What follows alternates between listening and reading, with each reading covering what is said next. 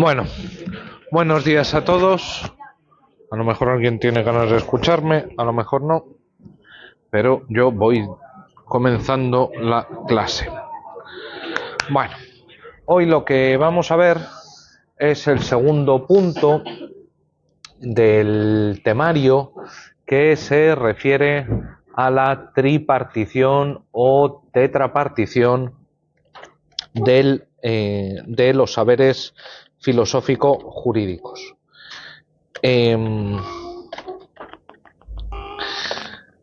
Vamos a ver, como os dije el otro día, Bobbio, durante los años 60 del pasado siglo XX, lo que hace es tratar de dar una descripción acerca de qué se estaba haciendo en las cátedras de filosofía del derecho.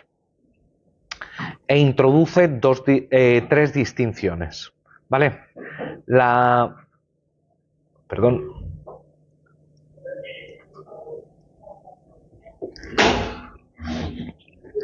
primera de ellas era la que vimos el primer día, que hace referencia a la filosofía del derecho de los juristas y a la filosofía del derecho de los filósofos. Vimos, había dos formas dos estilos de entender el trabajo filosófico jurídico. La primera de ellas, que estaba más preocupada por dar una explicación global de básicamente todas las cuestiones importantes, mientras que la filosofía del derecho de los juristas estaba más atenta a los específicos problemas de la práctica jurídica. Perdón que me pasé. Ahí. Más pendiente de los problemas concretos de la práctica jurídica. Sin embargo, la filosofía del derecho de los juristas está lo he dicho al revés.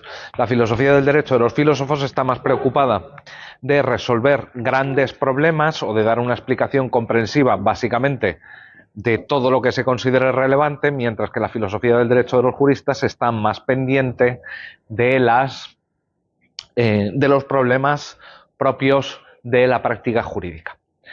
Esto no significa que la filosofía del derecho de los juristas carezca de presupuestos filosóficos.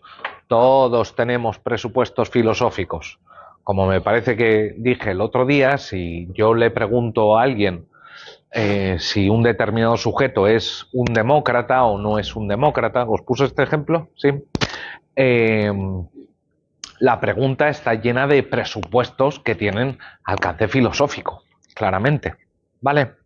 Y vimos cuáles iban a ser los tres presupuestos, no de carácter moral ni político, pero sí teórico de nuestra forma de hacer filosofía del derecho de los juristas, que era, por un lado, la diferencia entre ser y deber ser, la diferencia, en segundo lugar, entre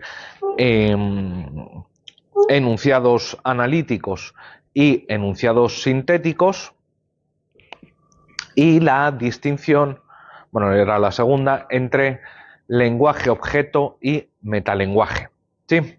Todo esto ya lo vimos, estoy simplemente recordando. Bueno, lo que hace a continuación Bobbio es, una vez identificado o identificándose él mismo dentro del ámbito de la filosofía del derecho de los juristas, lo que dice es, a ver, dentro de la filosofía del derecho de los juristas, aún así hay una enorme variedad, hay una enorme heterogeneidad, pero se puede dividir a lo que se dedican los filósofos del derecho en al menos 3 o 4 apartados. Por eso nuestro epígrafe 1.2 se llama la tripartición o tetrapartición de los saberes más que jurídicos, eso está mal, filosófico-jurídicos, ¿vale? De los saberes filosófico-jurídicos. Y bueno, el primer punto es el de, o la primera subdisciplina que estaría dentro de la filosofía del derecho de los filósofos, sería la teoría general del derecho. Si van a usar WhatsApp, por lo menos silencien las notificaciones.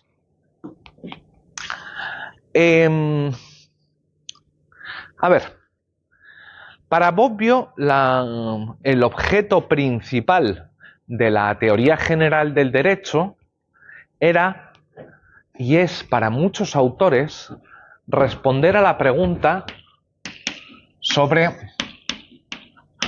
qué es el derecho. Esto es para muchos la pregunta fundamental de la teoría general del derecho. Tanto que no podemos entender el debate filosófico o la reflexión filosófico-jurídica del siglo XX sin entender, si va a leer otra cosa, no tenga problemas en marcharse de clase. ¿Eh? No, ¿Es esto? Sí. Ah, claro, porque la primera... Ah, muy bien. Pensaba que era el manual de prácticas.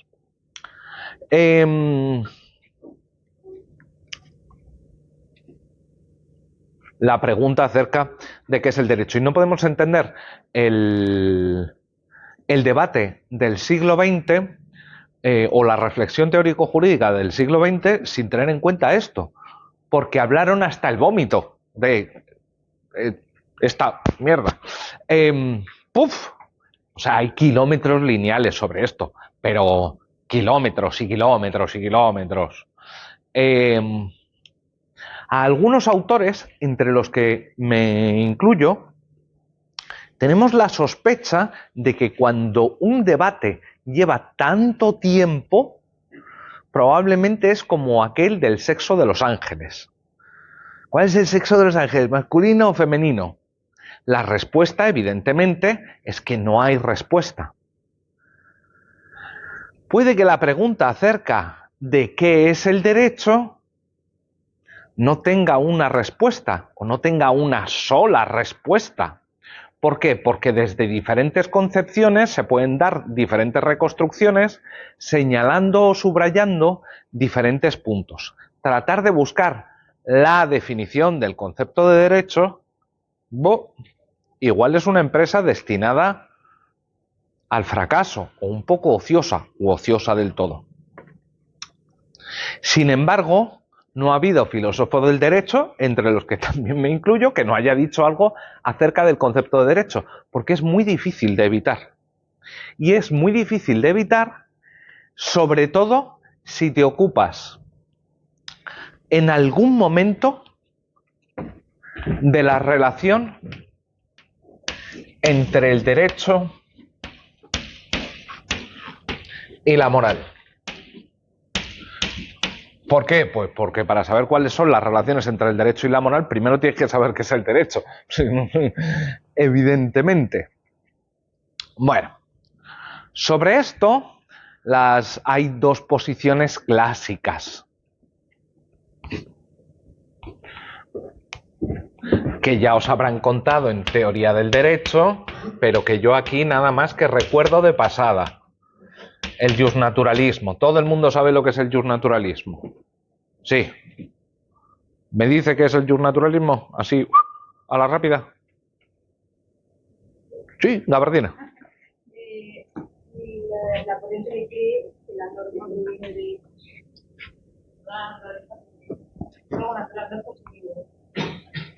Bueno, preciso yo un poco más.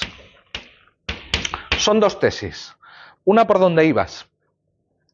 Existen una serie de valores morales, éticos, objetivos.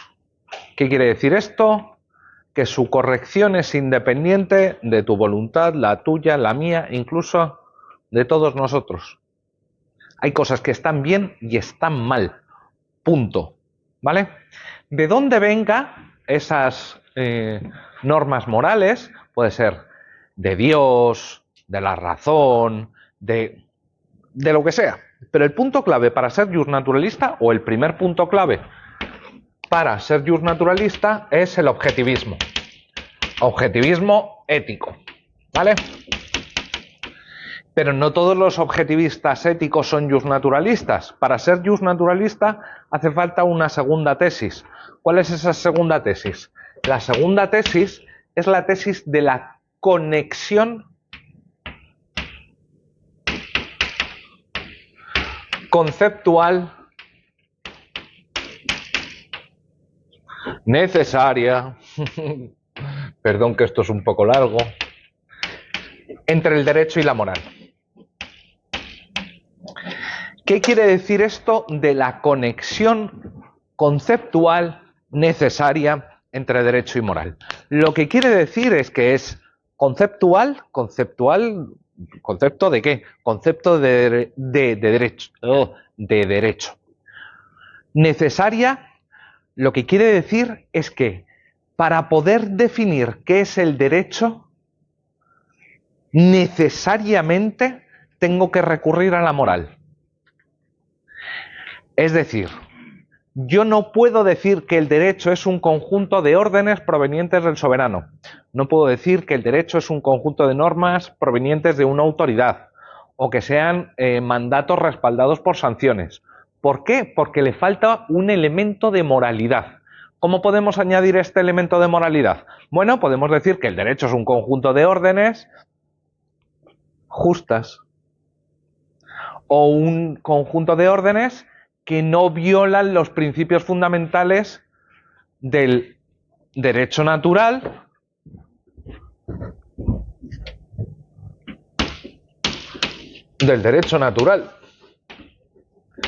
al conjunto de tesis que son justas, correctas, independientemente de la voluntad de los hombres, a eso los justnaturalistas lo llaman derecho natural. ¿Vale? Bien, nos hemos perdido. ¿No? Bien. Guay. Bien. La otra corriente clásica es el positivismo jurídico. El positivismo jurídico en realidad sostiene una sola tesis, le vale con una, que es la tesis de la no conexión conceptual. No conexión conceptual, derecho moral.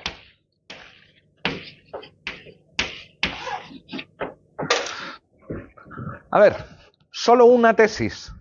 ¿Se puede ser positivista y objetivista ético? Sí, los ha habido a lo largo de la historia. Son raros, son muy pocos, pero los ha habido a lo largo de la historia. Por ejemplo, Jeremy Bentham y John Austin, ambos pensaban que había cosas que estaban bien y que estaban mal.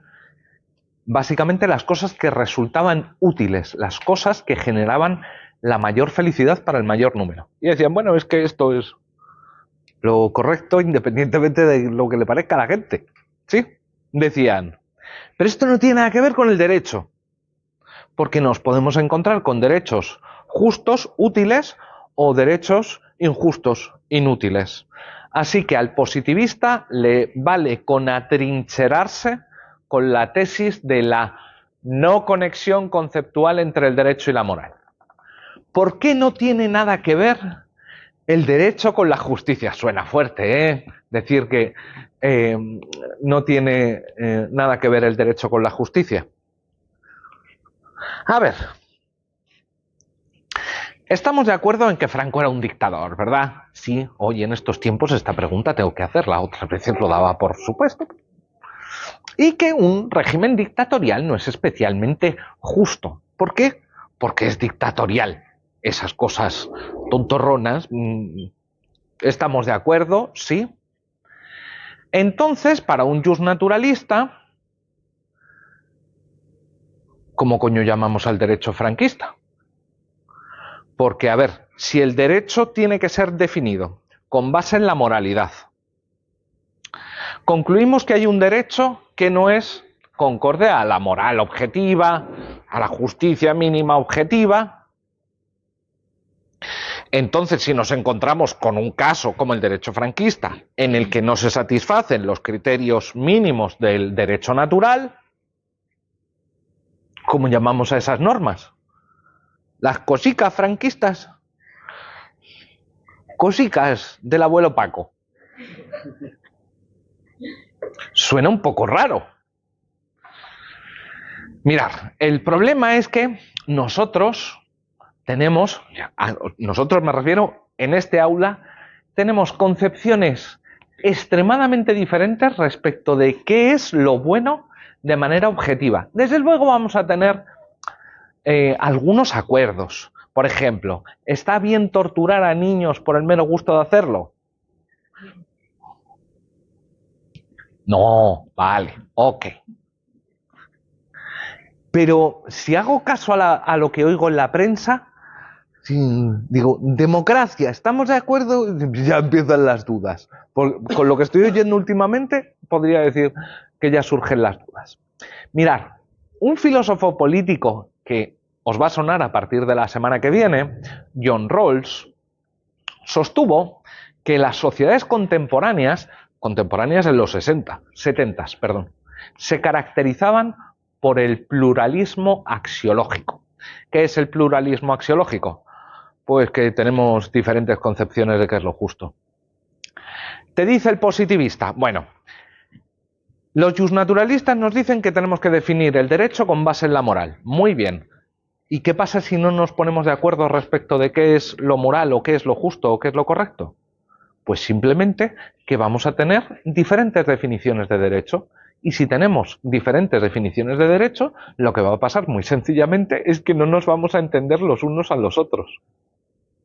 Vamos a usar el término derecho de maneras diferentes y claro, simplemente es que no va a haber debates posibles porque es lo mismo que si, alguien alguien dice que esto es una botella y llegas tú y dices, no, eso no es una botella. No hay mucho que discutir, ¿sí?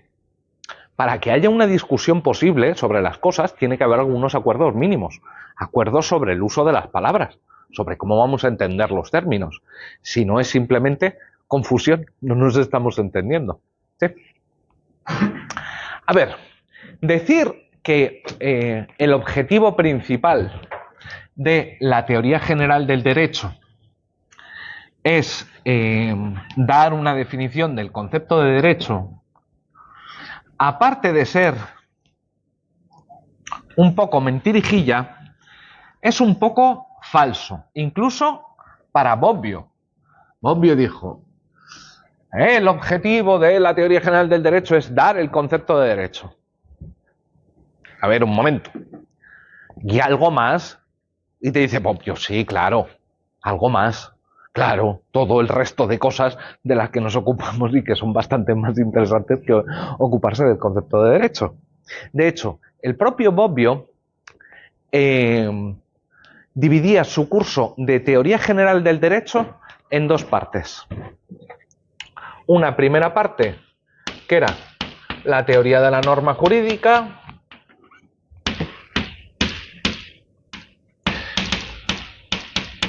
y una segunda parte, que era la teoría del ordenamiento. Y aquí la pregunta acerca de qué es el derecho son 4 páginas. El libro todavía se puede encontrar, Teoría General del Derecho, de Norberto Bobbio, que son básicamente los apuntes de clase. ¿Qué es lo que explicaba Bobbio? ¿O de qué va la teoría general del derecho? A ver, ¿qué es una norma? ¿Qué estructura tienen las normas? ¿Qué tipos de normas hay? ¿Las normas son realmente órdenes, mandatos del soberano? Esto en cuanto a la teoría de la norma jurídica. Teoría del ordenamiento jurídico. ¿Qué es un ordenamiento? ¿Qué es un sistema? ¿Qué pasa cuando tenemos dos normas que chocan? ¿Qué pasa cuando en el sistema falta una norma? ¿Sí? Este tipo de cosas. Este tipo de cosas es de las que se ocupa la teoría general del derecho. A esta habría que añadir incluso una patita más, que es la teoría del razonamiento jurídico. Lo que pasa es que esta no está claro dónde deberíamos meterla. ¿Sí? ¿Dudas por el momento? Vamos bien con esto es sencillito. De hecho, es casi más bien recuerdo. Pasamos 1, 2, 2.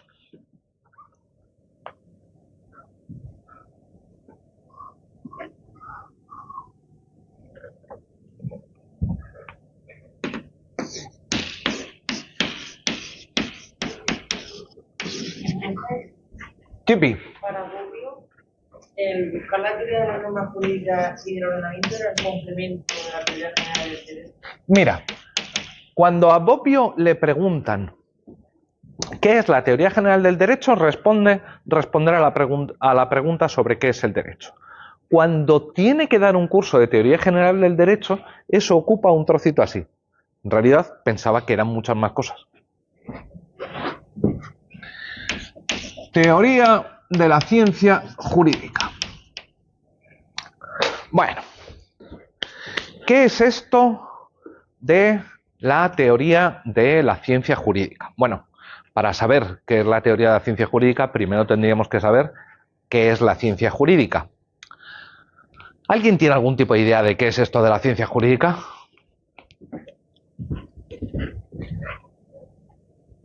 Todos a la vez, no, que me abrumáis.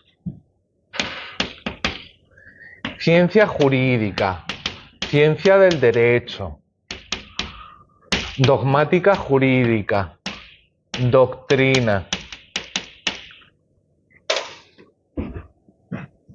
Entiendo que sería el estudio de cómo funcionan las normas, cómo funcionan las leyes, más allá del texto. Más allá del texto. ¿En qué sentido cómo funcionan más allá del texto? No estoy seguro de entenderte. Dale. Un artículo de una ley te dice una cosa, pero de ahí tienes que desglosar qué significa ese contexto, cómo se relaciona, cómo se aplica. Vale, pero eso no es más allá del texto, eso es todavía en el texto, salvo que te pongas a mirar la realidad empírica de cómo lo están aplicando los tribunales, que ahí sí tendrías razón. Pero es básicamente leer, analizar un texto. ¿Qué textos?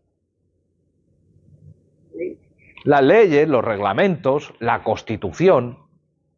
Así que la ciencia jurídica o dogmática jurídica es el análisis de textos, vamos a decir, del legislador, pero vamos a poner inmediatamente al lado en sentido amplísimo. ¿Qué quiere decir esto de que sea en sentido amplísimo? Pues que incluye tratados internacionales que no siempre pasan por el legislador, que incluye reglamentos que no vienen del legislador, básicamente todo lo que sea un texto con un articulado, ¿vale? Sí. ¿Pero para qué? ¿Para qué analizamos o analizan los textos jurídicos? Para su correcta aplicación. ¿Y para qué? O sea, ¿en qué sentido los aplicamos? Para buscar el fundamento. Hombre, la verdad es que, a ver, por cierto, esto viene bien. ¿Quiénes son las personas que hacen ciencia jurídica?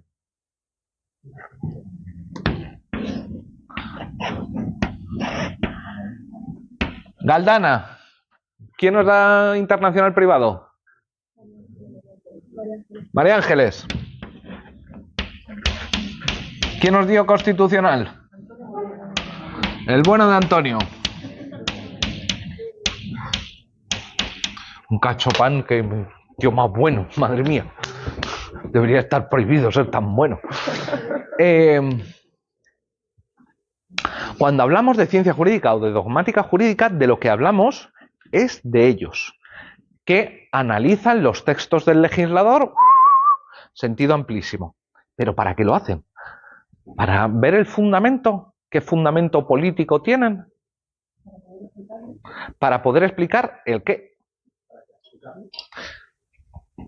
Clasificarlo, no sé, vemos los delitos o qué tipo de clasificación en Constitución. Es decir, clasificar lo que estipule la propia norma. Pero ¿para qué lo quiero clasificar? Para saber qué puedo hacer con ella. ¿Qué puedo hacer con ella? ¿Quemarla, martillarla? Es decir, ¿qué me permite el texto? Para usarlo correctamente. Hombre, uno podría decir, no está dentro de mi disciplina, pero me meto a ello. Tipo la Tierra es plana o redondica. Para interpretarlas correctamente las leyes. Bueno, lo de interpretarlas correctamente es un poco complicado. Pero si las interpretamos es para... Siempre parece que voy a estar como el niño pequeño de ¿y para qué? ¿Qué quieren decir las leyes? ¿Y para qué queremos saber lo que dicen las leyes? ¿Y para qué queremos aplicarlas? Para ordenar la vida de la sociedad.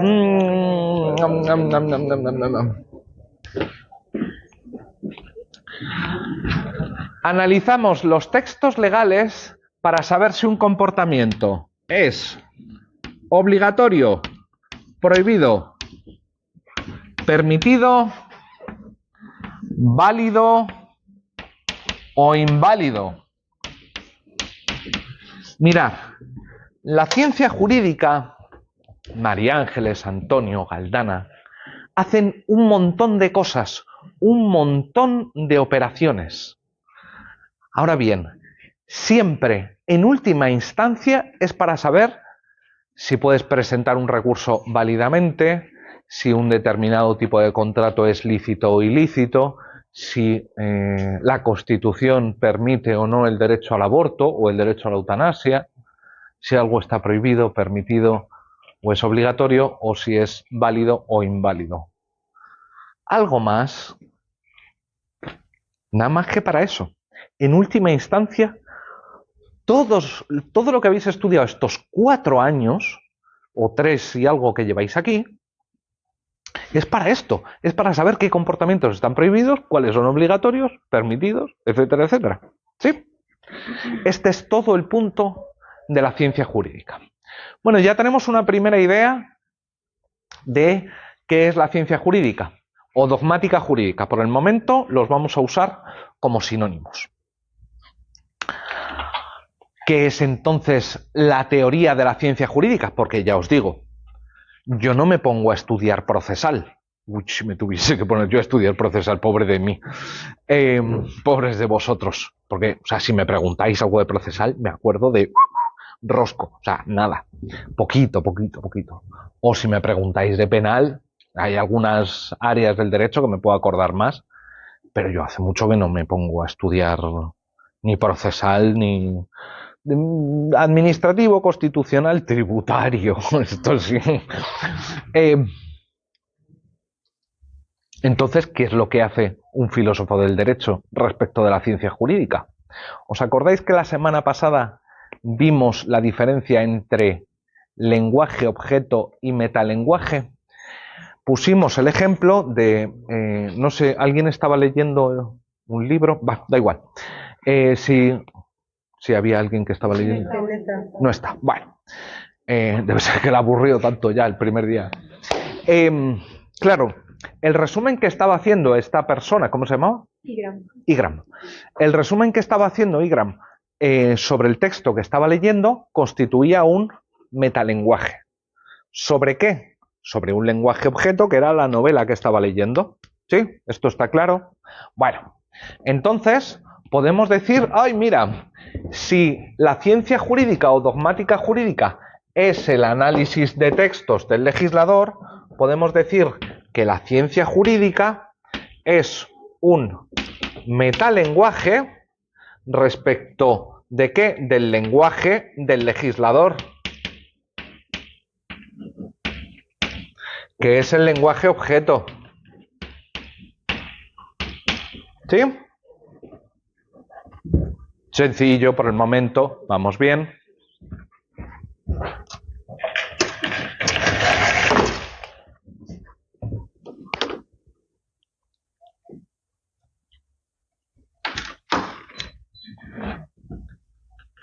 ¿Qué será entonces la teoría de la ciencia jurídica? Pues hombre, si hacemos teoría de la ciencia jurídica, parece que nuestro objeto de estudio es la ciencia jurídica. Es decir, la teoría de la ciencia jurídica es un metalenguaje respecto de un lenguaje objeto.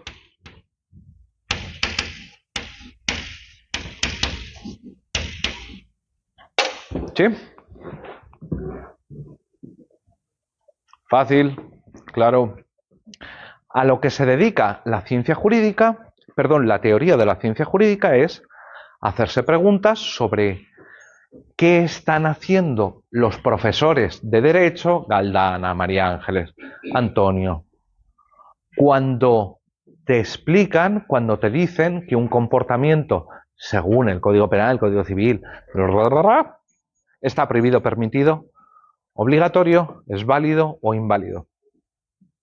Están describiendo, están construyendo, qué demonios están haciendo ahí. ¿Sí? Mirar, para Bobbio, la teoría de la ciencia jurídica se podía llevar a cabo de dos maneras diferentes. Él tenía claramente su preferencia. Pero vamos a explicar primero cuáles son las dos formas o las dos aproximaciones que tenemos para la teoría de la ciencia jurídica. La primera de ellas es considerar que la teoría de la ciencia jurídica tiene, o debe tener más bien, una aproximación descriptiva. ¿Qué quiere decir que tenga una aproximación descriptiva? Que yo, filósofo del derecho, en este caso teórico de la ciencia jurídica, yo de hecho escribí mi tesis doctoral sobre esto, sobre teoría de la ciencia jurídica, yo debo limitarme a describir qué es lo que hacen Galdana, Antonio, María Ángeles. Mi función como teórico de la ciencia jurídica es únicamente descriptiva. Contar qué están haciendo.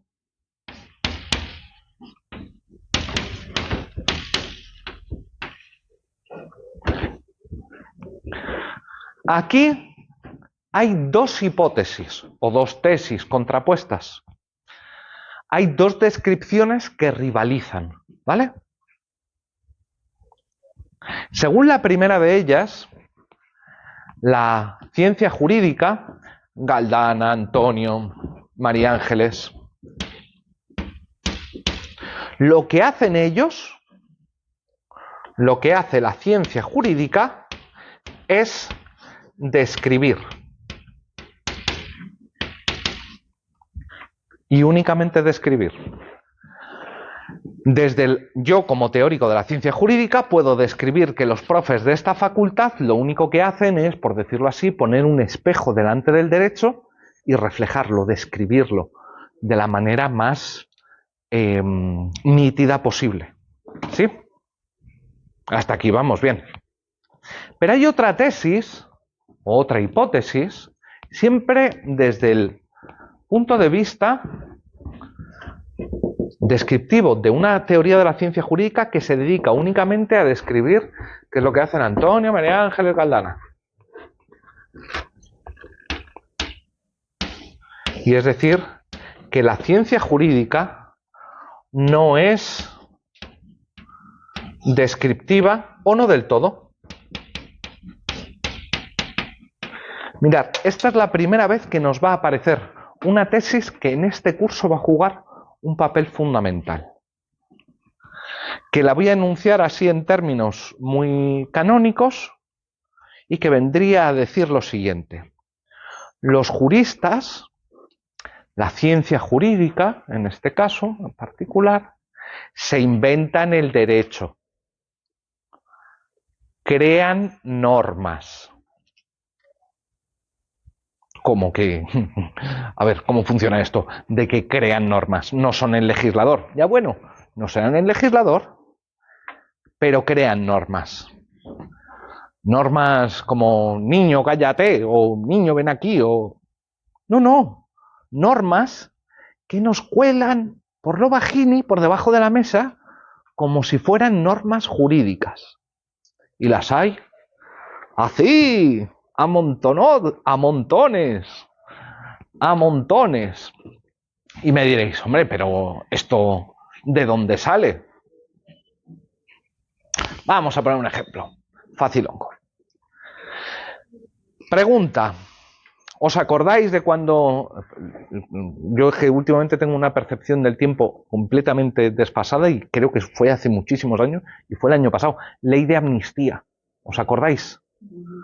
A ver, ¿la Constitución permite la amnistía? Pregunto. ¿Quién ha dicho que no? Bien, no la permite. ¿Por qué? ¿Puede alguien leer el artículo 14?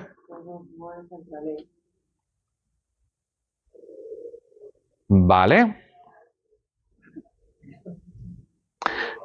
¿Y ahí qué dice sobre la amnistía? El cierto diferenciador entre casi todos los lugares de la ley totalmente pronunciado a un sitio en concreto. Como cuando creamos, no sé, discriminamos entre las personas que asesinan y las personas que no.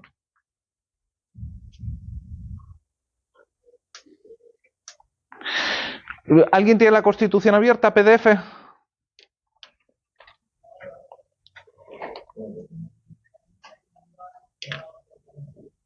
¿Y el artículo cuál? 9.3. Te lo sabes, tienes pinta de saberte de memoria. Por favor, en el buscador del PDF, poned amnistía. Yo creo que hay un silencio sobre eso, ¿no? No hace una mención explícita, sino... No hace una mención explícita. ¿Hay menciones no explícitas? Hombre, luego el Tribunal Constitucional pues puede pronunciarse sobre el tema. Hombre, por poder pronunciarse se puede pronunciar Cristo que baje y nos diga que la amnistía está prohibida o no. Pero yo os animo a mirar cuál es la norma que nos dice en la Constitución amnistía permitida o amnistía prohibida. Es una deducción, ¿no?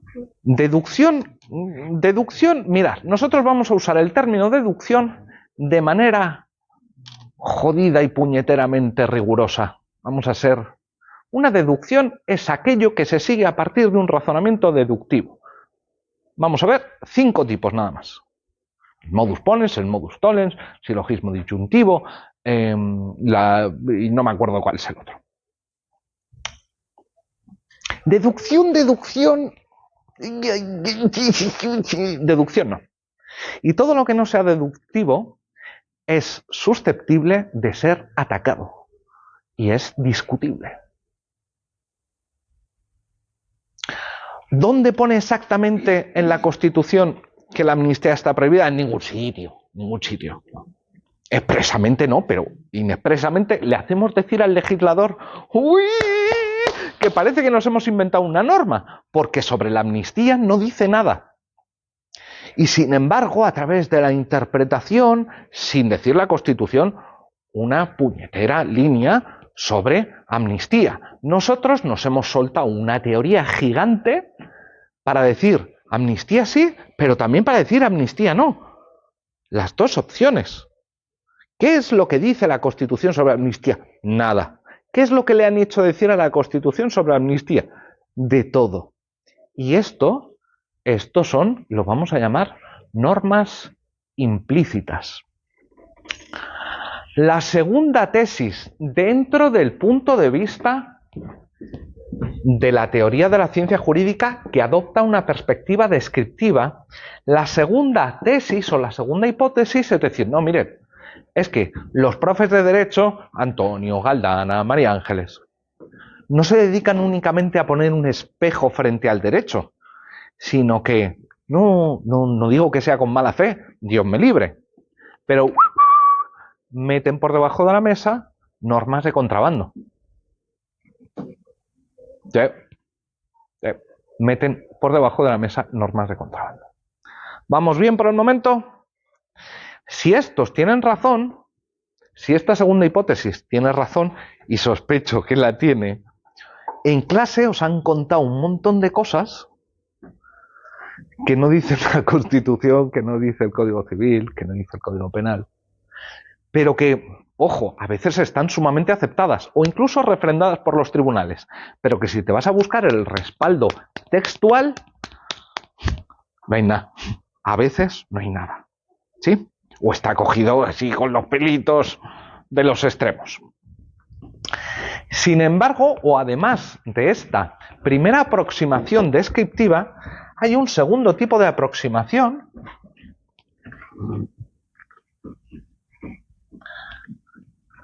que podemos llamar normativa, directiva, prescriptiva. ¿Sí? ¿Qué es lo que hace el teórico de la ciencia jurídica Álvaro Núñez cuando adopta una posición normativa o directiva? En su momento distinguiremos bien entre estos términos, pero por el momento nos valen como equivalentes. Pues, ¿qué es lo que hacen? Lo que hace Álvaro Núñez ahí es decirle con el dedo índice levantado, decirle a Galdana, María Ángeles y Antonio qué es lo que tienen que hacer. No me dedico a describir, les digo qué tipo de actividad tienen que llevar a cabo. Y claro, de nuevo se nos presentan al menos dos tesis. La primera de ellas es Galdana, Antonio, María Ángeles deben limitarse a describir. Deben solo describir. Les dicen, no metáis normas cuchufleta, no metáis normas así de contrabando, no, niños malos, caca. Esto lo han sostenido autores poco relevantes como Hans Kelsen, por poner un ejemplo, y otros muchos. Alf Ross, para qué la lista de nombres.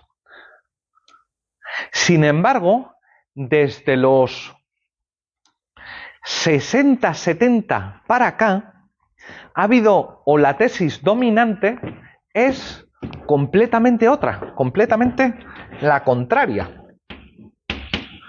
Y es que no deben solo describir.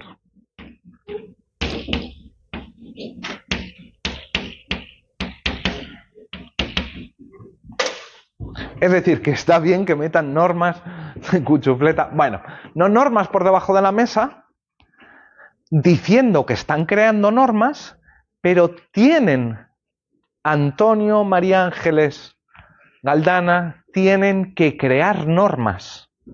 ¿Cómo que crear normas? ¿Quién les ha dado competencia? Bueno, mirad, vosotros ya sabéis que en el derecho hay lagunas, hay antinomias, que hay casos como el de la amnistía sin resolver.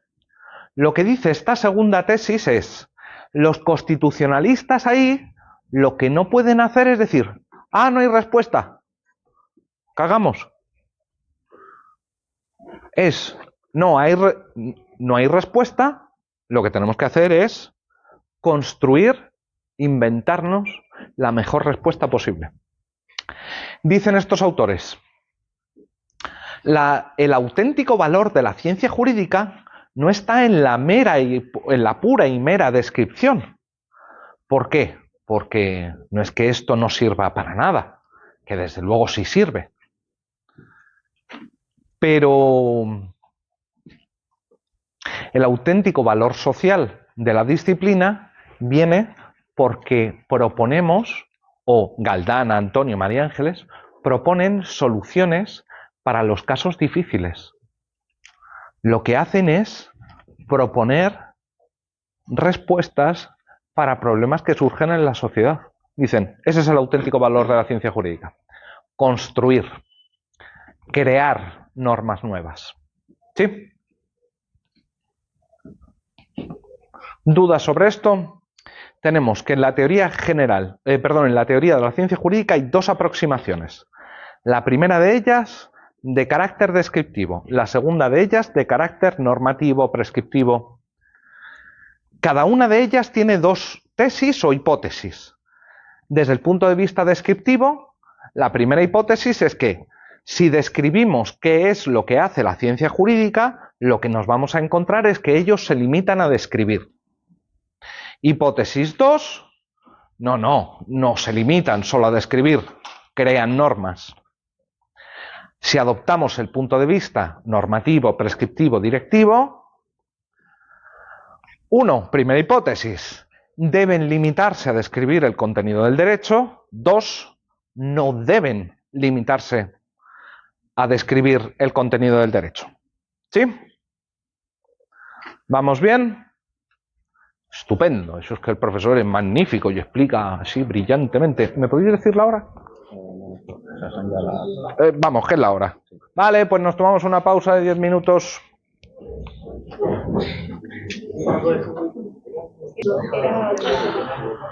A ver, continuamos. A ver, una cosa, de dos cuestiones de orden. La primera de ellas relativa a esta asignatura. Por favor, no tengáis la expectativa de que voy a poder subir resúmenes semanales escritos como estoy haciendo hasta ahora. Básicamente porque sería escribir un manual en tiempo récord.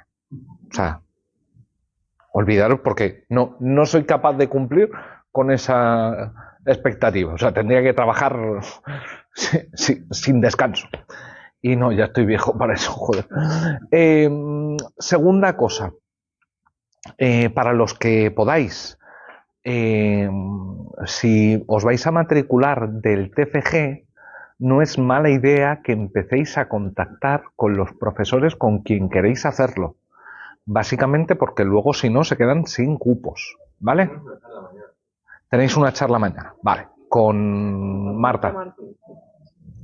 Vale, pues eso, que yo, en cuanto coordinador de este grupo, preguntad rapidito, ¿vale? Aunque sea una cosa extraña, también se puede hacer en filosofía del derecho, ¿eh? De hecho, nosotros tenemos todavía abierta una línea sobre soft law, y seguirá abierta, sobre soft law y derecho, por si a alguien le interesasen esos temas, aparte de muchos otros dentro de filosofía. Bueno, que seguimos entonces. La tercera disciplina que Bobbio consideraba como parte de la filosofía del derecho era la teoría de la justicia. Mirad, si la teoría general del derecho pretendía responder a la pregunta sobre qué es el derecho, la teoría de la ciencia jurídica pretendía responder a la pregunta de cómo conocemos el derecho. Esta tercera disciplina o subdisciplina es sobre cuándo el derecho es justo. Cuándo el derecho es justo. Para Bobbio, esta disciplina, que decía en los 60 que estaba desterrada o que se le había prestado poca atención en su época. A ver, ¿qué pasa actualmente? No nos engañemos. Mirad, actualmente, dentro de la disciplina llamada filosofía del derecho, la filosofía o la teoría de la justicia ha tenido un avance impresionante, hasta el punto de que me atrevo a decir que si no es la mayoritaria, está cerca. Pero en segundo lugar, ¿significa esto que se enseña mucho en las facultades de Derecho? No. ¿Habéis tenido algún curso de ética, teoría de la justicia o algo similar? ¿No parecería una buena idea para gente que se dedican al derecho algo así? Yo, aunque haya sido con calzador, lo he metido en las prácticas, porque nuestras prácticas son un minicurso de teoría de la justicia, simplemente para que en algún momento no apliquéis la ley mecánicamente y os preguntéis si es justo o no una determinada situación. Esas cosas y poder argumentarlo, dar razones. Cosas raras. Bueno, decía también Bobbio que esta subdisciplina se dividía en dos. Lo que podemos llamar teoría de la justicia positiva o simplemente descriptiva.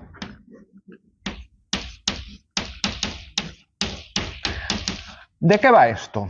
Mirad, si uno lee al pie de la letra a Bobbio, te dice, mira, esto tiene que consistir en entender o en describir qué se entiende por justicia en diferentes contextos y en diferentes ordenamientos. Incluso te dice, convendría hacer estudios de carácter comparativo acerca de qué se entiende por justicia, esto en los diferentes ordenamientos jurídicos. Pero como pasaba también con la teoría general del derecho, esto es un poco mentirosillo. ¿En qué sentido? En que Bobbio, cuando practica la teoría de la justicia descriptiva o positiva, no se dedica únicamente a esto. Bobbio es uno de los historiadores del pensamiento político más importantes. No sé si de los más importantes, pero alguien muy notable. Alguien que lo que hizo fue historia de las ideas de la justicia. Es decir, leerse a Locke, a Rousseau, a Montesquieu, a Hobbes, a todos estos. Así que la teoría de la justicia, Aristóteles, por supuesto todos los clásicos. De hecho, Bobbio es un gran defensor de la lectura de los clásicos. Esta teoría de la justicia positiva o descriptiva, yo no diría tanto que es una descripción acerca de qué piensa la gente sobre qué es justo. No porque no sea interesante, sino porque eso huele a sociología. ¿Sí? Parece más bien un trabajo de carácter sociológico. O si lo que se pretende es hacer comparación entre diferentes ordenamientos jurídicos, para eso hay una subdisciplina no dentro de la filosofía del derecho. De hecho, es una disciplina propia que en España prácticamente no existe, que es el derecho comparado. ¿Sí? Y a eso se dedican los comparativistas, no únicamente a ver qué conceptos de lo justo tienen cada ordenamiento, pero sí a comparar ordenamientos en términos generales. ¿Vale? Así que, si en lo que consiste la teoría de la justicia positiva o descriptiva es básicamente en una historia de las ideas políticas y jurídicas. ¿Sí? Pero hay una segunda parte.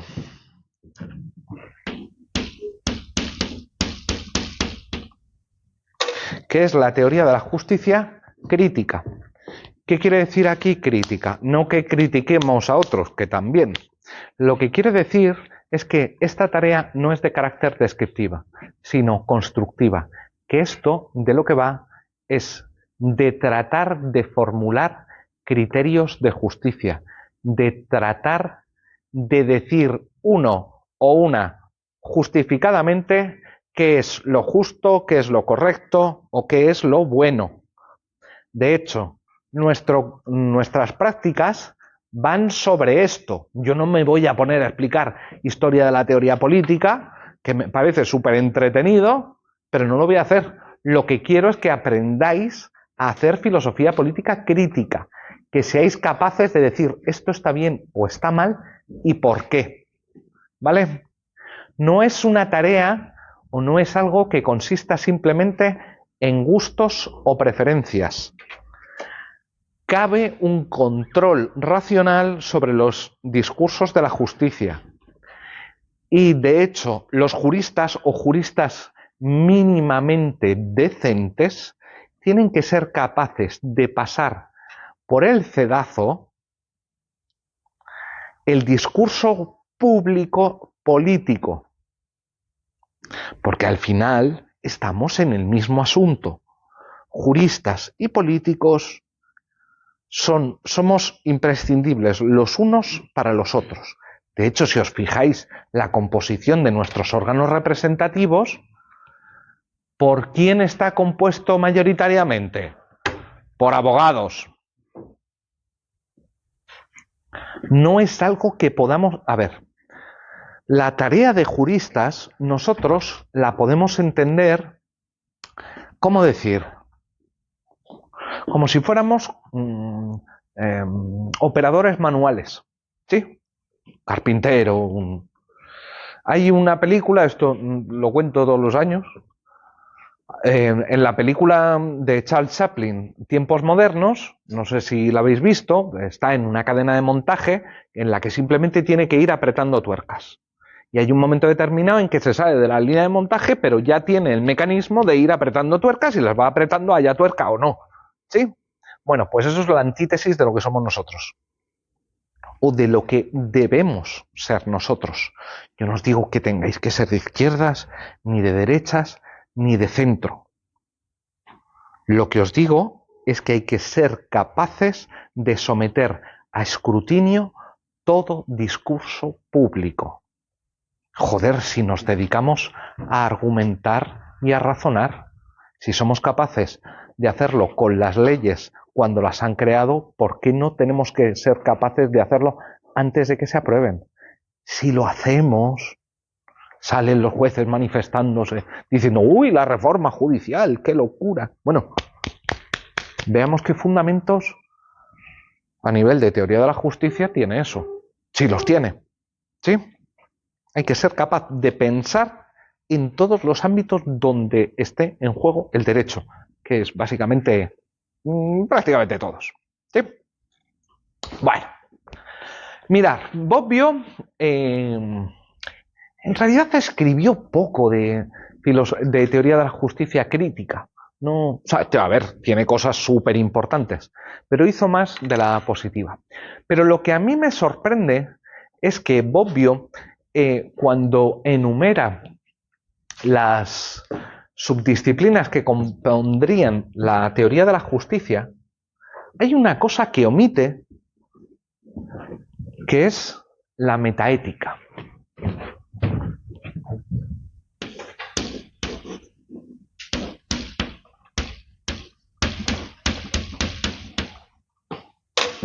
Vamos a explicar qué es la metaética. Bueno, así en una primera aproximación, ya tenéis los instrumentos para saber qué es la metaética. Acabamos de explicar qué es un lenguaje y un metalenguaje. Si un metalenguaje es algo que versa sobre un lenguaje, pues la metaética es el lenguaje, o metalenguaje más bien, que versa sobre el lenguaje de la ética, de las teorías de la justicia, de la moral. ¿Sí? Bueno. Ya. Pero ¿qué tipo de discurso es? Porque no puede ser un discurso meramente descriptivo, porque si no sería la teoría de la justicia positiva o descriptiva. ¿Qué es lo que hace la metaética? La metaética es la disciplina que se ocupa de tratar de establecer qué estamos haciendo cuando decimos que algo está bien, está mal, es justo o injusto. Y aquí tenemos teorías para todos los gustos. Hay gente que piensa que decir que algo es justo es como dar un puñetazo encima de la mesa. ¿Qué significa justo? Que me gusta. Es una emoción que siento, o que es una cuestión de mis preferencias, o que estoy dando una orden, ¿sí? Subterticiamente. Digo, esto es justo. Es decir, que quiero que se haga. Digo, esto hay que hacerlo. En realidad, la metaética no es solo esto. Hay un grandísimo discurso o disciplina detrás de esta expresión, metaética. Bobbio no la menciona, curiosamente, o no curiosamente. Mirad, hasta más o menos los 60-70 se había, o mejor dicho, los discursos de ética crítica habían sido muy arrinconados ¿Por qué? Porque se consideraba precisamente por parte de quienes hacían metaética que era un discurso como eruptar, como decir, me gusta el helado de chocolate o el helado de vainilla, injustificado en última instancia.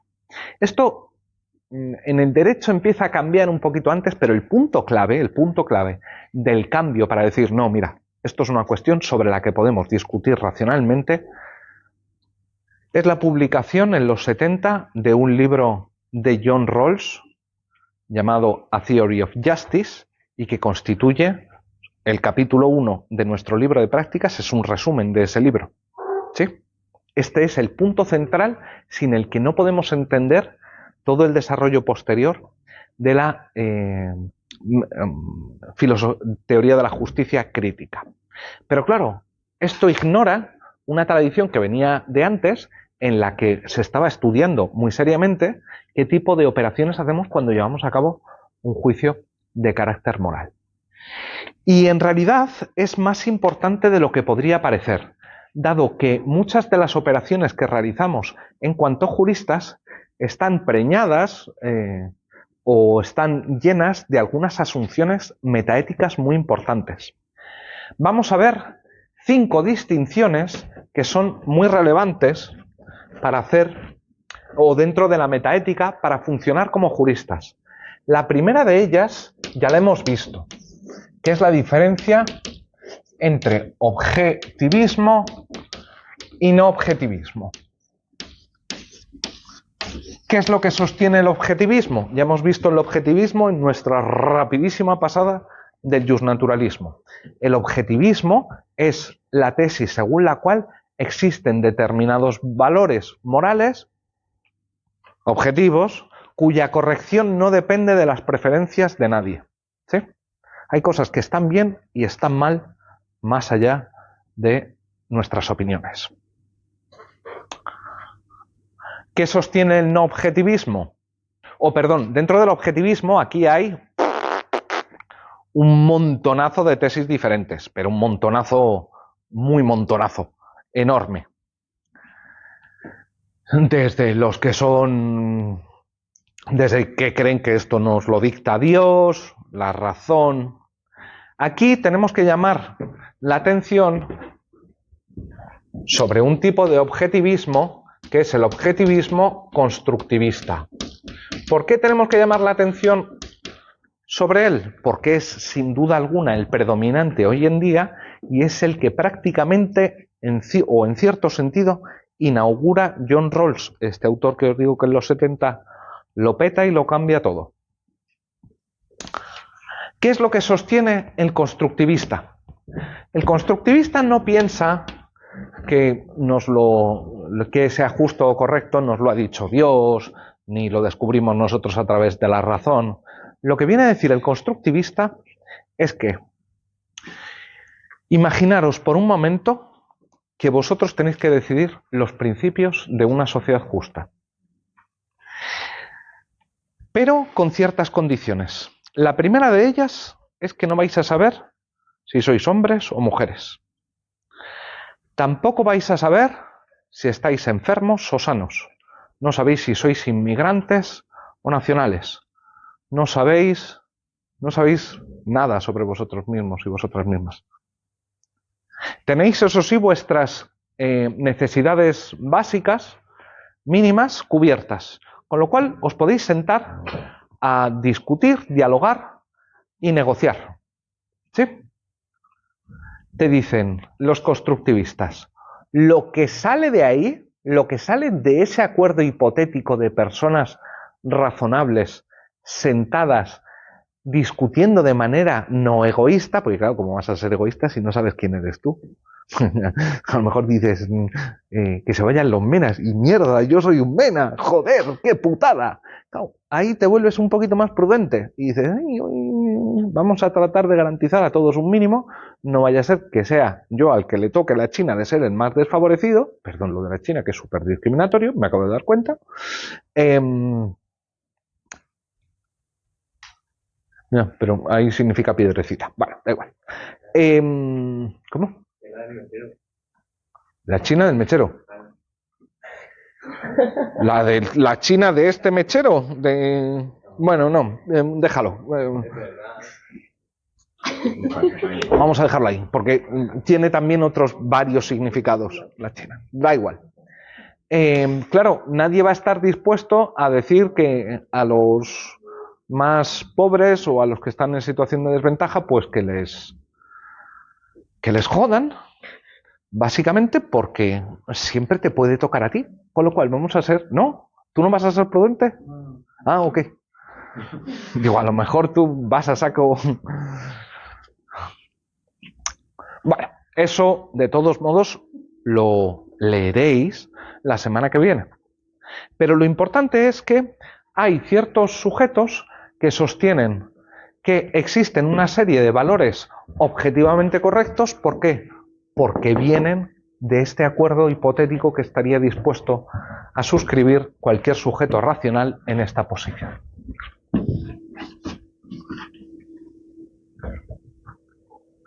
Por supuesto, dentro del no objetivismo hay millones de posiciones. Sí.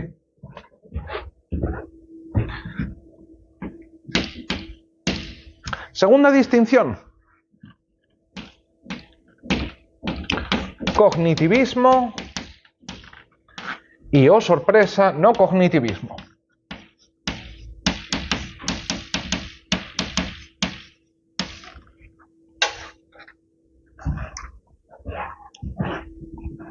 Pongamos hipotéticamente que estamos todos de acuerdo en que tenemos tres valores fundamentales que son objetivamente correctos: igualdad, libertad y vida.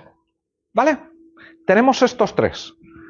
Igual, no ordenados jerárquicamente, estos tres: vida, libertad e igualdad. ¿Vale? En el orden que queráis. Vale, ¿está prohibido el aborto o está permitido según nuestros principios? ¿Según esos tres? Según esos tres. Prohibido.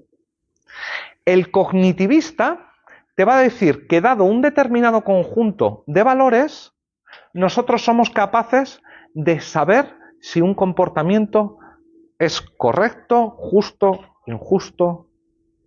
El no cognitivista te va a decir: el hecho de que nos pongamos de acuerdo sobre cuáles son los valores objetivamente correctos no garantiza que los juicios acerca de qué está bien y qué está mal sean juicios cognitivos, sean juicios simplemente descriptivos.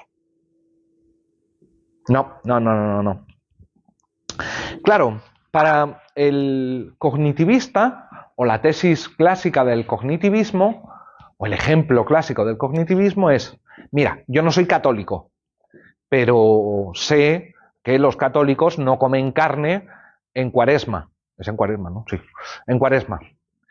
Y si yo voy a comer con un amigo católico, ya estamos en Cuaresma, y se pide un chuletón así de buey, le digo: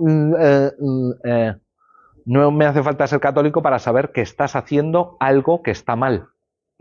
Aunque yo no crea que son los valores objetivamente correctos, son dos tesis independientes, pero yo soy capaz de determinar de manera objetiva si eso está bien o está mal a la luz de una serie de criterios.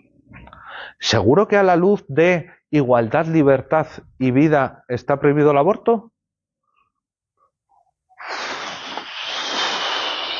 Pues depende de cómo los interpretes. Pues claro, si ponemos libertad por encima de vida, entonces hay un problema, o tenemos una solución. Si ponemos vida por encima de libertad, tenemos otra solución. Si los ponemos a la par, igual no tenemos ni solución. También dentro del no cognitivismo está la tesis de algunos autores, muy simpáticos ellos, que consideraban que esto forma parte de la tradición cristiana católica, que hay algunos que efectivamente hay cosas que están bien y que están mal, que es lo que Dios quiere, pero nosotros no tenemos la capacidad de discernimiento para saber qué es lo que quiere Dios. Es la tesis del misterio, que en realidad no sabemos lo que quiere Dios. Caso de tenemos objetivismo no cognitivista. Sabemos que hay cosas que están bien y que están mal, pero no sabemos cuáles son. La situación es un poco jodida, angustiante. Tercera subcategoría.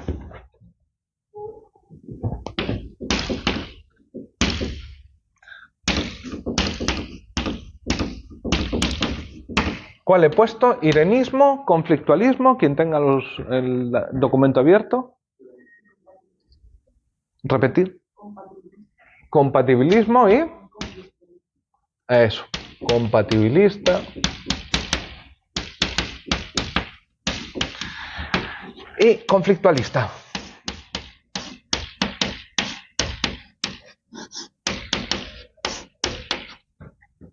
Esta, aunque es una distinción metaética, es directamente aplicable al ámbito jurídico. Las otras dos, indirectamente. Perdón, vuelvo para atrás.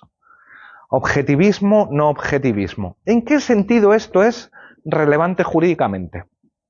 A ver, si uno piensa que hay cosas que están bien y que están mal objetivamente, más allá de lo que pensemos,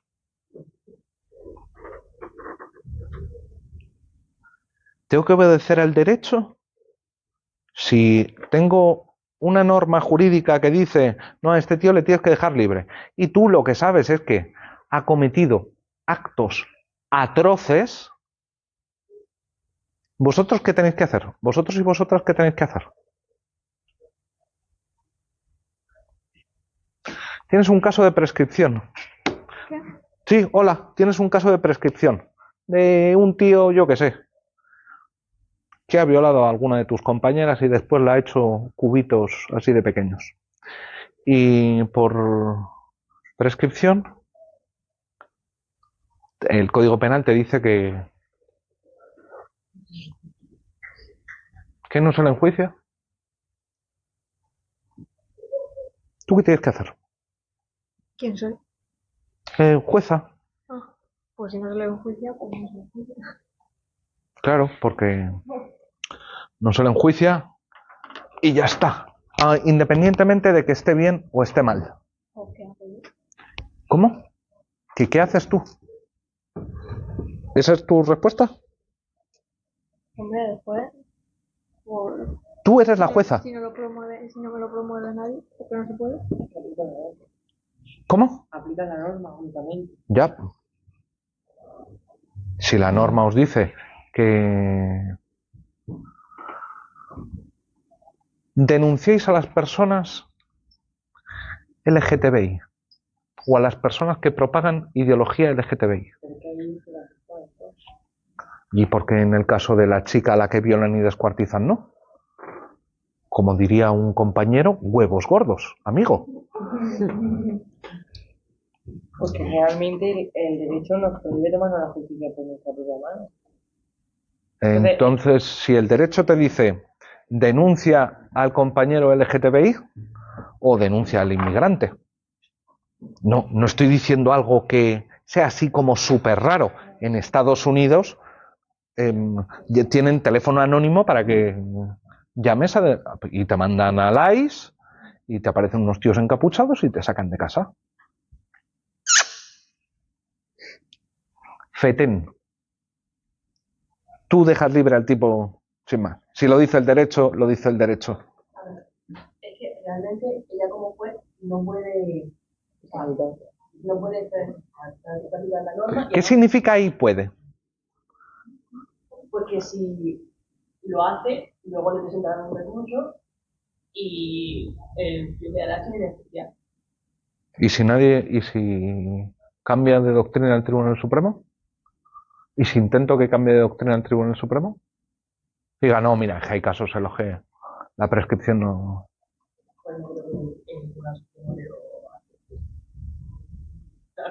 ¿Y si lo intento? Pues se podrá intentar y lo podrá hacer, pero al final el Tribunal Supremo dirá, pues no se puede.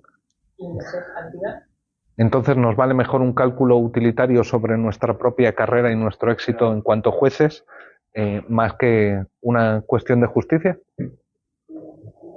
Mirad, la cuestión del objetivismo o no objetivismo tiene algunos problemillas. En España hubo mucho tiempo en que los farmacéuticos se negaban por objeción de conciencia a vender la píldora del día después, la de las 24 horas. Así que no os penséis que es una cosa, el derecho me dice. El derecho me dice y llegaron los farmacéuticos y las farmacéuticas plantaron su genitalidad y dijeron no. Así que, por favor, dejad de inclinaros cuan esclavos hacia el derecho, porque al derecho, en ocasiones, no es que se le pueda decir que no, es que hay que decirle que no. ¿O estáis dispuestos a denunciar a vuestros compañeros LGTBI? ¿Denunciar migrantes? No, no.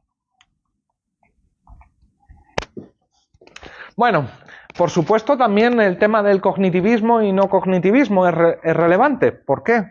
Porque, claro, si tú dices que hay principios, pero que no se pueden conocer, pues cualquier justificación que des en última instancia, ¿qué va a ser?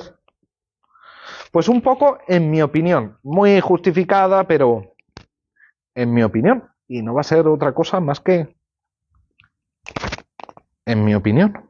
Sin embargo, si eres un cognitivista, bueno, tendrás que demostrar que existe, que tenemos la capacidad para determinar qué está bien y qué está mal, dados una serie de principios y valores. El irenismo es una tesis muy simpática. Te dice, mira, esta la podemos referir, como os decía, directamente a los ordenamientos jurídicos, al nuestro. Los derechos fundamentales no chocan. Tal y como fueron ideados por el constituyente, cada uno tiene su alcance. ¿Se producen choques? ¿No? Entre el derecho al honor y la libertad de prensa. No sé.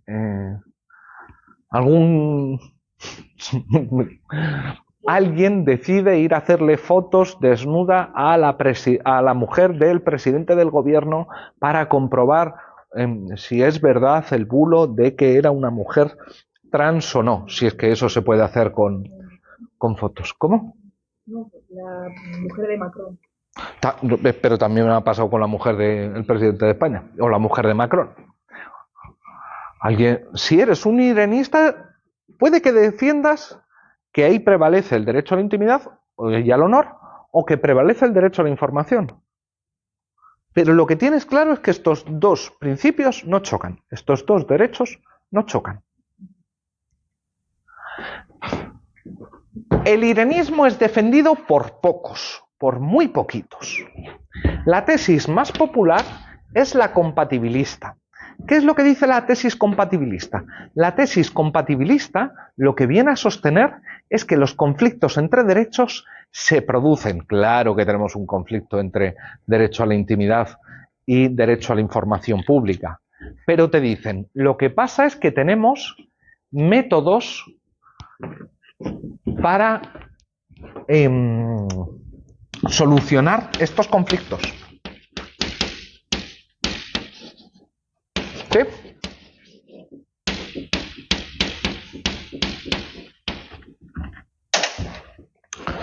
¿Habéis oído, os contó Antonio, lo del contenido mínimo de los derechos fundamentales? El núcleo mínimo de los derechos fundamentales. Ese Constitucional 3 que daba eso. Ah, ya. Estuvimos con los generales. Salcedo. Ah, coño. Pues yo, ya. José Ramón Salcedo. ¿Y os habló en algún momento del contenido mínimo de los derechos fundamentales? No habló de nada. ¿Qué tío? Se quedó callado todo el tiempo. Joder, eso es un éxito. Tuvo parte del cuatrimestre en México, Entonces decidió no dar las clases, ¿o qué? hablaba del bioderecho. Del bioderecho. Bueno, yo no os voy a hablar aquí del bioderecho. Os voy a hablar... Bueno, el tribunal nuestro, Tribunal Constitucional, sostiene una doctrina muy clara. Y es que nosotros podemos limitar derechos, o el legislador puede limitar derechos fundamentales. Por ejemplo, tienes el derecho de manifestación. Y sabéis que si queréis montar una manifestación, no tenéis que pedir permiso, tenéis que hacer una comunicación oficial a la subdelegación del gobierno. En realidad es pedir permiso, dicho pronto, mal y claro. Y alguien podría decir, joder, pero esto atenta contra el derecho a la libre manifestación. Dice, sí, pero no viola su contenido esencial, no viola su contenido mínimo. Dicen estos autores, los derechos y los valores tienen una parte más importante y otra menos importante. Lo fundamental es que no se afecte a ese contenido esencial de los derechos. Así que nuestro Tribunal Constitucional ha ido creando una doctrina o varias doctrinas acerca de cuál es el contenido mínimo de cada uno de los derechos fundamentales. ¿Sí? Pero claro, si limitas el contenido de los derechos fundamentales a su aspecto esencial, entonces ya no chocan. Claro, si lo que ha hecho el Tribunal Constitucional es inventarse un método para que no choque, claro, el del contenido esencial. Son compatibilistas. ¿Sí? La tercera forma, o la tercera tesis aquí, es el conflictualismo. ¿Qué es el conflictualismo? El conflictualismo es la tesis según la cual chocan y no hay manera de resolver los conflictos. Chocan y chocan. Y cualquier acto de decisión en favor de uno u otro es esto, una decisión que lo que hace es favorecer a uno de los derechos en contra del otro, en detrimento del otro. Cuando tenemos vida y libertad, podemos elegir vida, sí, pero entonces estamos dejando de lado vida. Y podemos elegir vida, sí, pero entonces estás dejando de lado libertad. Siempre hay pérdida moral. Siempre hay lo que se conoce como residuo moral. Uy, qué cosa más bonita me he acordado en este momento. En los casos de conflicto, que los hay, y muchos, siempre estamos, en última instancia, obrando mal, porque estamos dejando de lado algunos de los valores, derechos, principios, como los queréis llamar. Por el momento no nos importa mucho la diferencia. Venga, vamos con la cuarta. No me acuerdo si la cuarta puse universalismo, particularismo. Sí, vale. Universalismo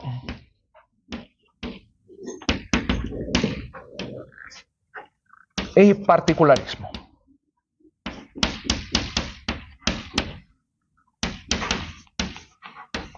No me acuerdo de tu nombre, perdón, el tuyo, sí. Sí, Pepe. Pepe, ¿tú tienes que presentar mañana sobre qué tema era? Era si la norma de doble enjuiciamiento de la derogación era Sí. si estaba a favor o en contra. Me he confundido, es el debate de la semana que viene. Perdón.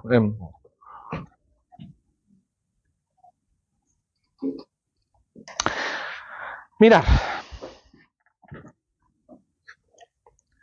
¿Os acordáis del caso de la manada o de las manadas? Sí, bueno. Sabemos que es una violación en grupo, sabemos que están previstos atenuantes, agravantes, eximentes de la responsabilidad. Pero hay una cosa, pongamos en caso hipotético, hay una cosa que no estaba prevista por ninguna norma. Y es que uno de los sujetos llevaba un implante de estos cerebral y que el implante durante este acto se apagó. Y era un implante que le permitía controlar sus impulsos. Y dices, hostias, no está contemplado en ninguna norma el caso del implante. Joder, ¿y qué hago? ¿Lo tengo en cuenta o no? En cuanto juez. Algunos me diréis, si no está previsto en una norma, ¿Lo tengo en cuenta o no?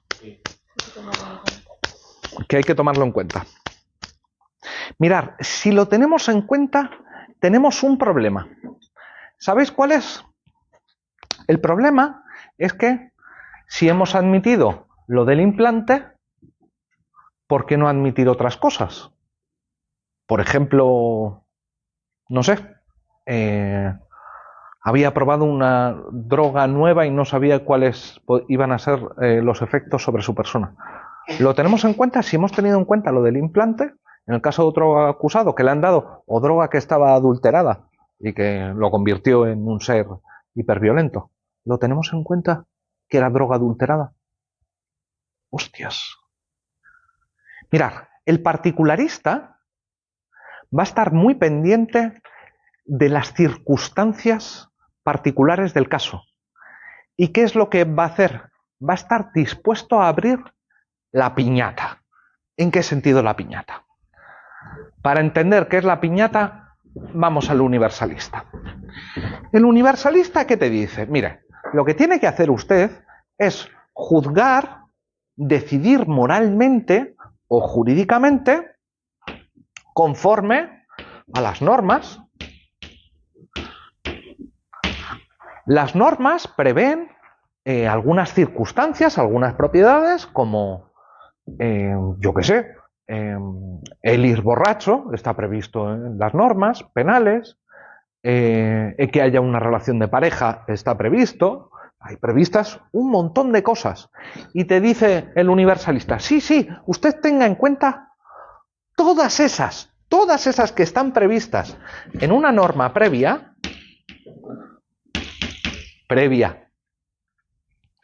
esas úselas todas, ¿sí? El resto, ignórelas todas, ¿sí? Si está prevista en una norma, téngala en cuenta, que no la tiene que ignorar. El particularista te dice, hombre, a ver, vamos a ver un poquito de por favor. Es que el tío llevaba un puto implante cerebral que controlaba sus impulsos. Y esto no está previsto en ninguna norma. Si no lo tenemos en cuenta, estamos actuando de manera irracional.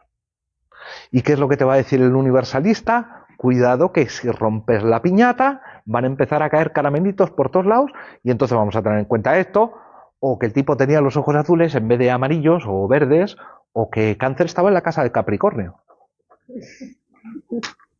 O Saturno retrógrado. ¿Cuál es la buena? Ah, ni maldita idea. Es un tema muy difícil, pero ojo que este afecta directamente a los jueces. ¿Por qué? Porque no sabéis la cantidad de charlas que he dado con jueces que me han dicho, no, pero es que hay que estar a las circunstancias particulares del caso. Y le digo, ¿cuáles? Dice, pues hombre, las que son importantes. Y le digo, ¿y cómo sabes cuáles son las importantes? Joder, porque surgen de los propios hechos, como los champiñones que surgen de la tierra y dices, ¡oh, un hecho importante! No, amigo, cuando tú dices que algo es importante, no es que sea importante de por sí, es que tú lo estás considerando importante. ¿Está esto mal?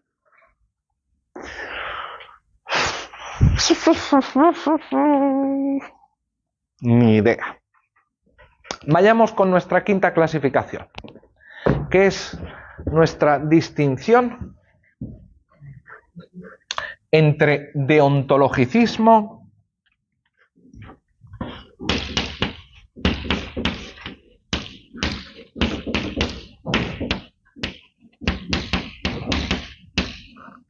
y consecuencialismo.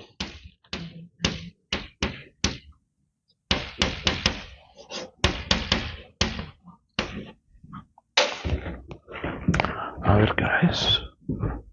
Y con esto terminamos. Bueno, ¿qué es esto del deontologicismo?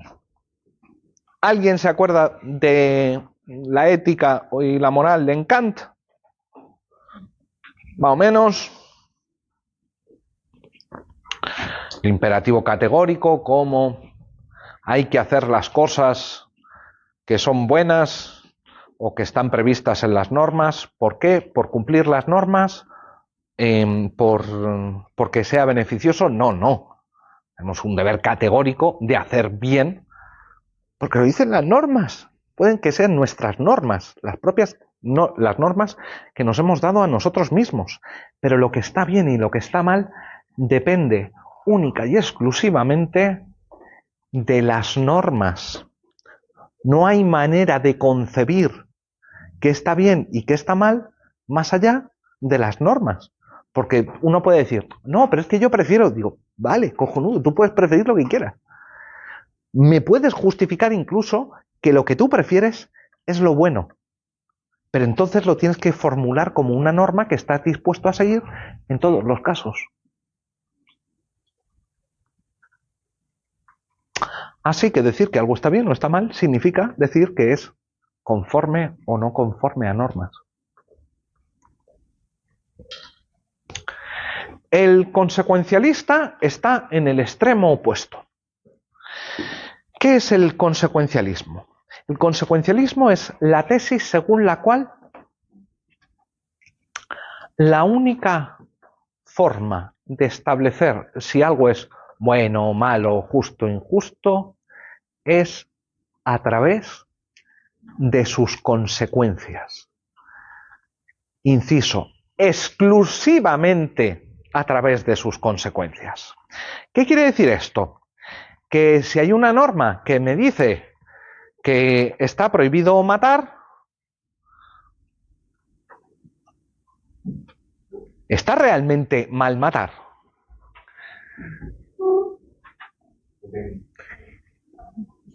Depende. A ver, ¿a quién me estoy cargando? ¿En qué circunstancias me lo estoy cargando? Es lo mismo, no sé, que mate a alguien indefenso. No, mira, que me he subido a un tejado y he matado a un dictador que es un asesino sanguinario. ¿Es lo mismo? Te dice. No, evidentemente no. Esto es lo que se plantea, seguro que lo habéis visto en algún vídeo. El famoso dilema de las dos de la vía de tren con un desvío.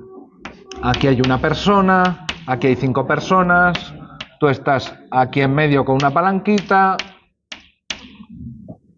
El tren viene por aquí con sus ruedecitas.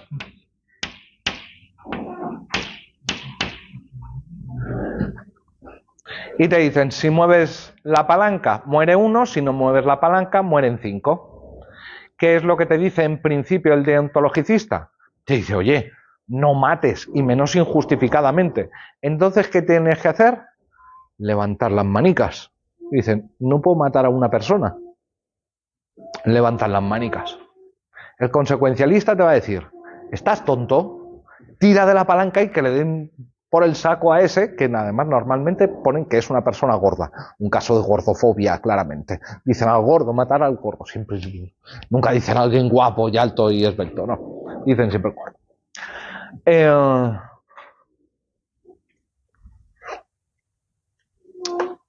Pero claro, el consecuencialista, dicho así, yo reconozco que soy más bien tirando a consecuencialista. Tengo mis dudas todavía, pero creo que soy consecuencialista. Eso sí, también veo que tiene algunos ligeros problemillas. Por ejemplo, pongamos, no sé, que me canso de que la gente use IA en los TFGs. Sí, me canso. O peor, fijaos que yo no estoy tan en contra de la IA, lo que sí me revienta es que la gente pague por los trabajos de final de grado. Eso sí que me pone azul. Y tengo la sospecha de que alguien lo ha hecho. Vas a ser tú. No. En nuestro caso hipotético, vas a ser tú. Y digo, mira, lo que voy a hacer es crear el terror penal.